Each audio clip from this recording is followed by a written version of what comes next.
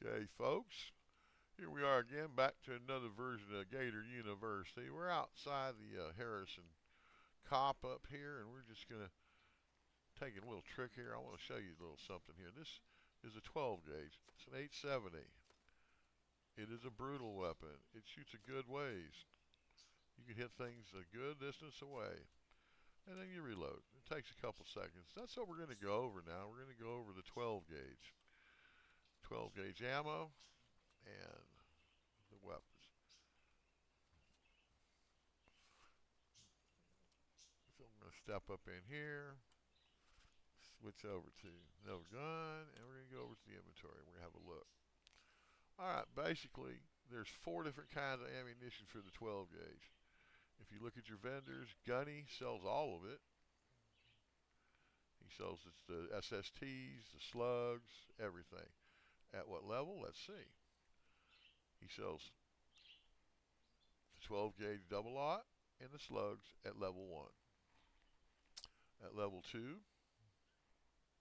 he still sells the slugs. At level 3, he adds the flight control, which is this right here. It's all flight control, double aught buck, okay. And then he adds the SST slugs. So at level 3 gun, he gives you all the shotgun ammunition. There is no more after that. There's no shotgun ammunition available. Now, back to the guns. Character back up. This is the 12 gauge. Regular buckshot. It's got a +0 dispersion pattern, and which means it's got a normal pattern at about 50 feet or so. It's probably about a foot in diameter. Okay, and then we have these other ones. We're going to look at all of them.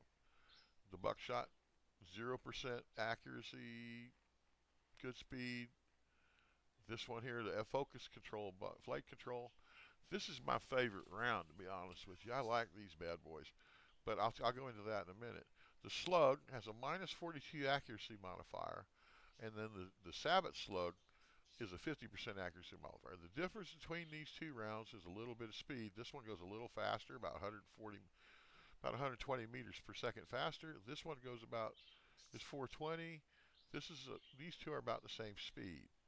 Now the thing with the slugs is the slug is a one single unit, and it doesn't have a lot of dispersion to it, but it's only going to hit one place on the target, and that is why I don't like them.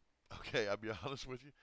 The buckshot and the flight control buckshot, they hit multiple locations because they tend to spread a little bit.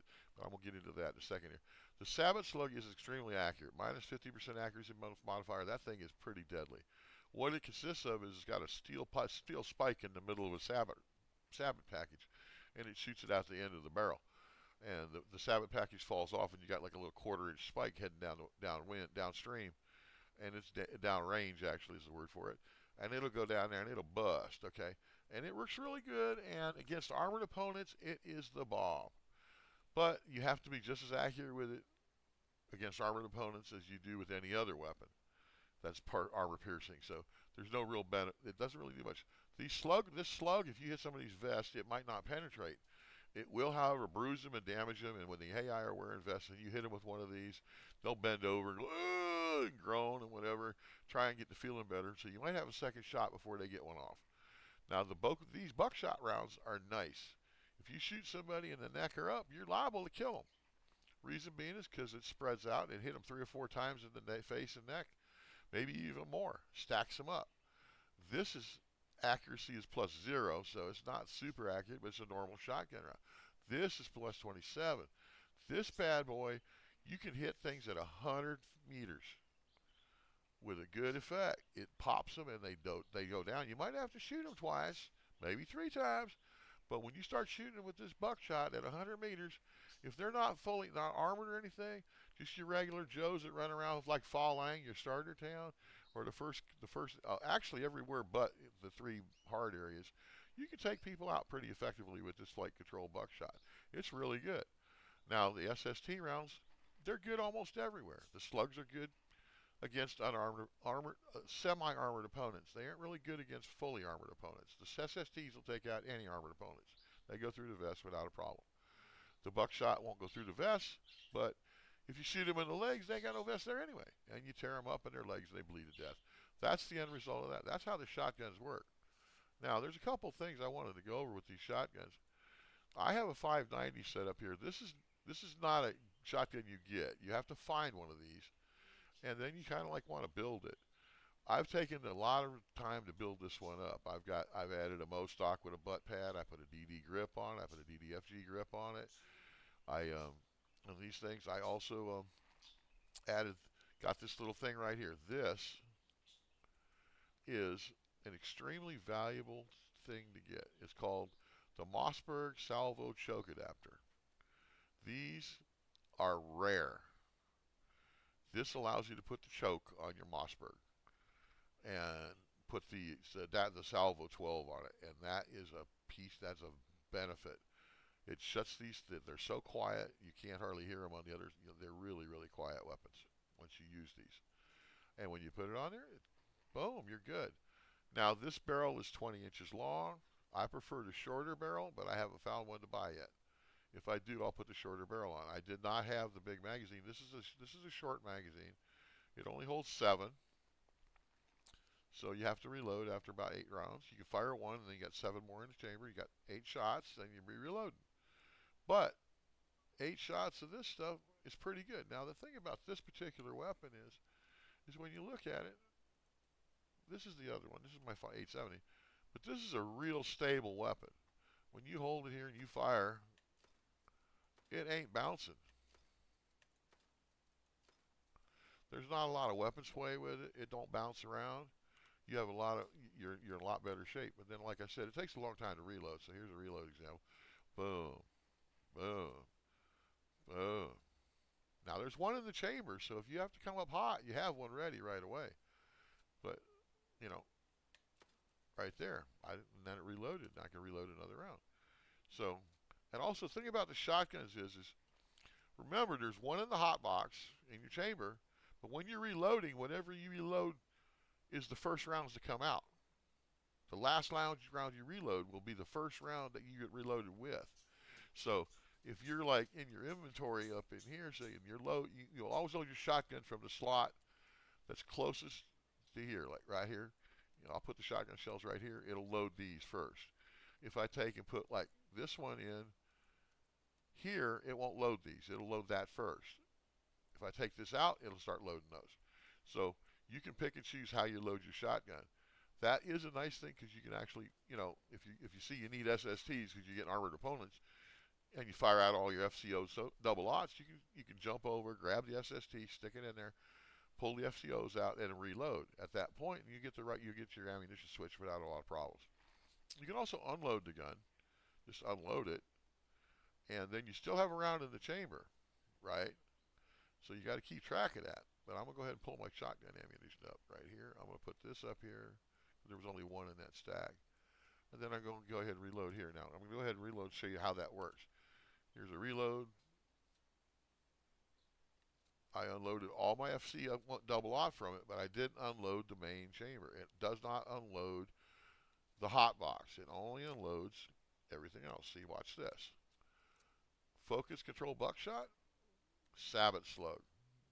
See what I'm saying? See how that works? I'm going to do it again just so you can see. The buckshot's still in there in the first one. Now if I want to sabot there, I go like this, hit reload. And now when I hit this, we're sabot, sabot. Okay, that's how the shotgun works as far as getting your ammunition reloaded and everything else. The M5, that's the 870. This is a 590. The 590 has a little bit different magazine, but it does the same thing basically. And I'm going to go ahead and unload it right quick. And I got to load it up again. I'll load it. Reload it. It'll only take what's there. See, I just put one in the chamber first. This magazine will hold, I think, 6 or 7. So, I don't remember exactly. I'll have to check. Let me check it real quick. We'll find out.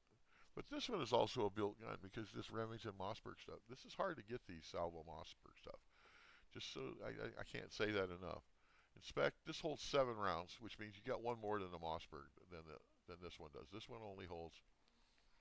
Where's the magazine on this bad boy? This is a 6-round magazine, and the Mossberg has a 7-round magazine.